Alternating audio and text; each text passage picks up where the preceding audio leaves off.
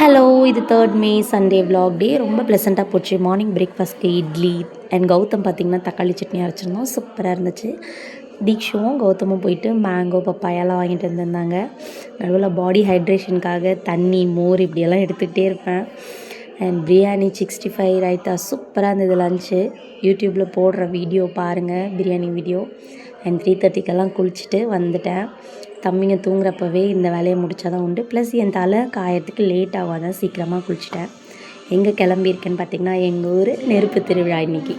ஆமாம், புதுக்குப்பத்தில் 10 டேஸ் திருவிழா முடிஞ்சு இன்றைக்கி 10ஆம் நாள் திரௌபதி அம்மன் கோயிலுக்கு நெருப்பு மிதிப்பாங்க. சூப்பராக பார்த்துட்டு சாமியெல்லாம் கும்பிட்டுட்டு எப்பயுமே போல் ஒரு பிக் எடுத்து ஞாபகத்துக்கு வச்சாச்சு. ஃபேமிலி பிக்கு. அப்புறம் மிரு அம்மாலாம் வந்திருந்தாங்க, அவங்க கூட ஒரு பிக் எடுத்துகிட்டு அப்புறம் ஆஸ் யூஷுவல் என்னுடைய தனுஷ்டி குட்டி அவளையும் பார்த்தேன். அங்கேயும் அவள் கூட ஒரு பிக் எடுத்துகிட்டு ஏன் 2 மொட்டை குட்டியும் கூட ஒரு பிக் எடுத்து போட்டுட்டு வீட்டுக்கு வந்து தோசை சட்னி தான் சாப்பிட்டுட்டு பாத்திரம் தேய்ச்சிட்டு அம்மா பார்த்திங்களா என் தவளை இவ்வளோ அழகாக தேய்ச்சி வச்சுருக்காங்க. நான் வச்சுருந்தா வேறு கலரில் இருந்திருக்கும்.